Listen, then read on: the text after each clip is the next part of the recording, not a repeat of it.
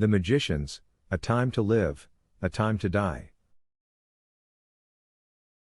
In his office in the afterlife, Mortimer, the king of the Grim Reapers, sat in his human form, reading and signing papers. He was listening the scientist from Coldplay's album A Rush of Blood to the Head on repeat, his idea of chilling out at work, but it was interrupted by his son, the Necromancer. "How is the Lord of the Dead?" asked the son. "I am not the Lord of anything, Lance," grumbled Mortimer. "Why do you have to have that noise on?" said Lance, who, unlike Mortimer, was not a fan of the music. "Philistine." "Go away, I'm busy," hissed Mortimer, turning off the music playing on his phone. Lance looked piqued. "Take off the mask. Tell me how you really feel," said Mortimer. "What do you want?" Lance tore off the mask he was wearing as a disguise. He wasn't happy. "What is it with you and paperwork?" asked Lance. "I hate it," snapped Blake, "you psychopath." "I'm not a psychopath, I hate killing." "You are if you think I like it," said Lance, who was the assassin of fate, but the police called him a serial killer. "You do a good job of acting like one," moaned Mortimer. "And you act like a pen pusher," said Lance. "It's not me. It's Dante, he's a slave driver," moaned Mortimer. In walked Dante, Mortimer's assistant. "Mortimer, go back to work, your work is important." "Go away, Necromancer, haven't you got somebody to kill?" ordered Dante. Lance looked at Mortimer, who looked at him pitifully. Lance stormed off. These were the last words the father and son spoke in this life. The son was soon after murdered by another assassin out of vengeance for a gangland godfather Lance had killed for fate. Lance did not die alone, his killer was found dead with him in the early hours of the morning by a jogger on an early morning run.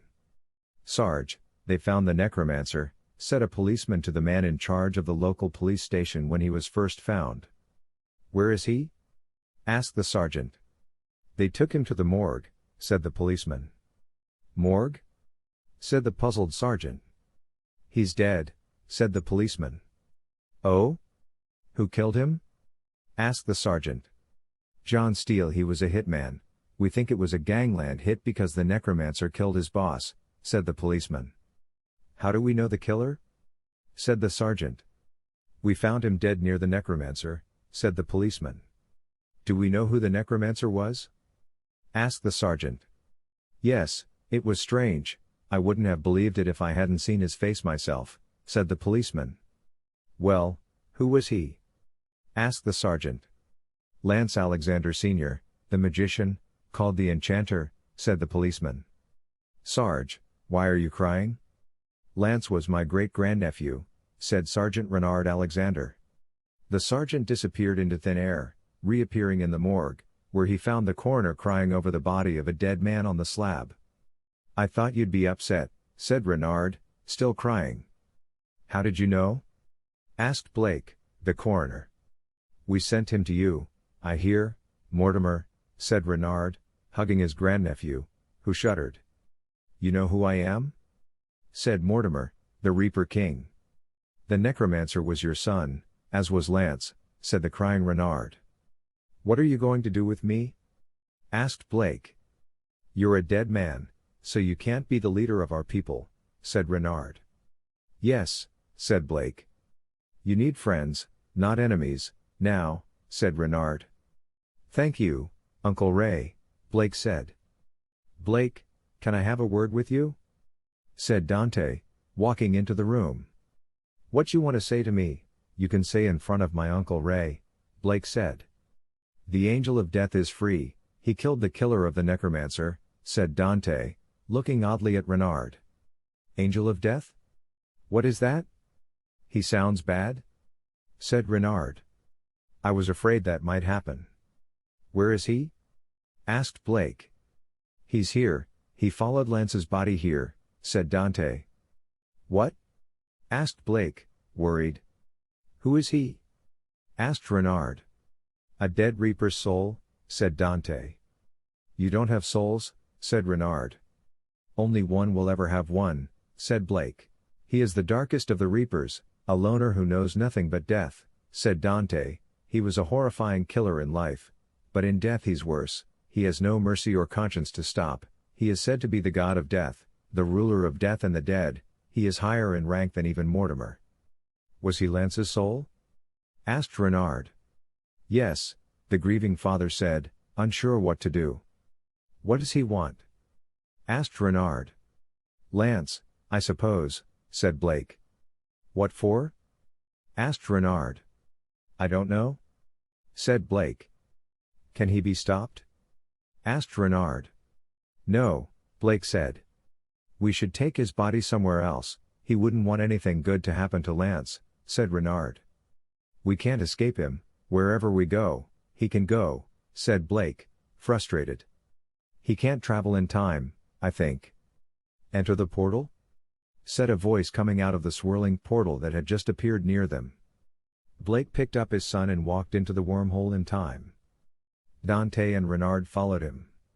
The moment they were gone, the angel of death arrived. He saw the portal disappear. The brother? Hissed the angel bitterly.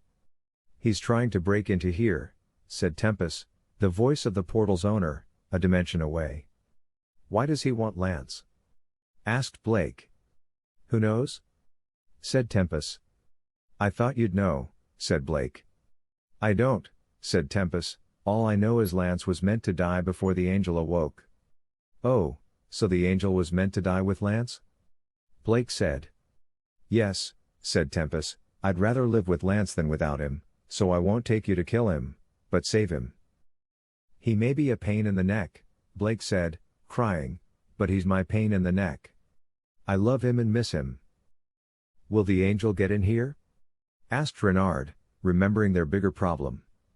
Yes, I was wrong, it's all a matter of time. He has my powers, just like Lance's son got his visions from the angel, said Tempest the timekeeper, the master of time.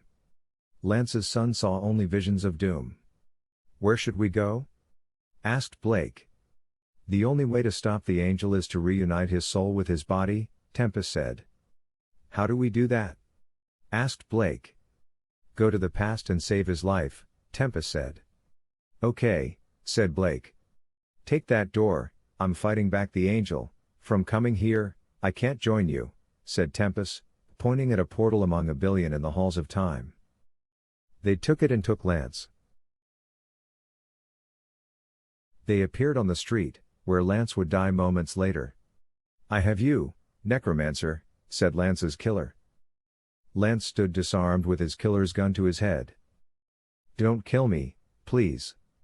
I beg you. It's what the angel of death wants, said Lance.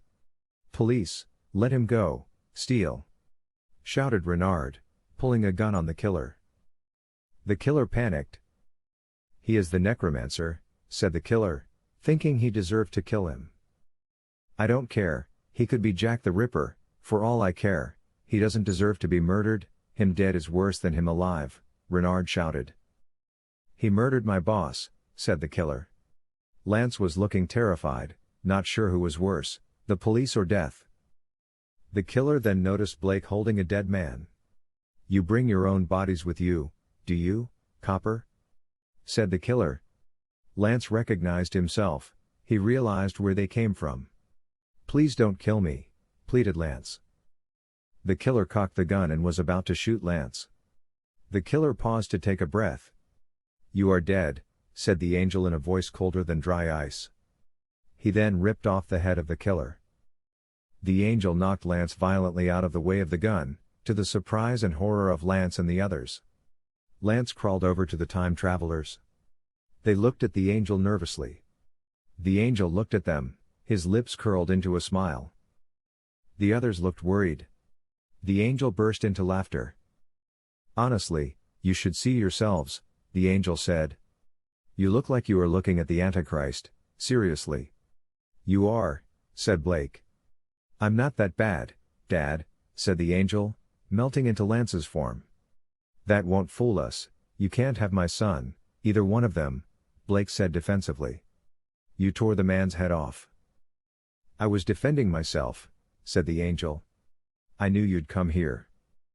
Why did you want to come here? asked Dante.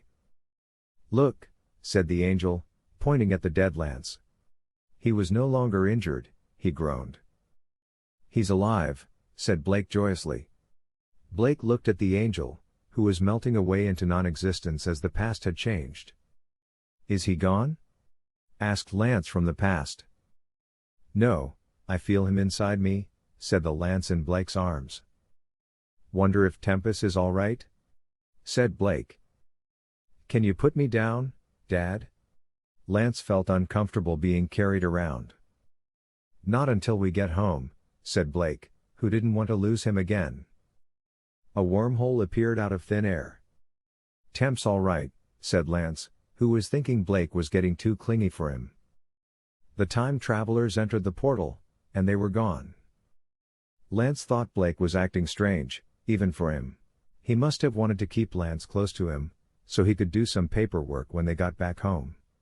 Lance realized that if he died, that monster would be born of him, and he'd have to be more careful with his life from now on.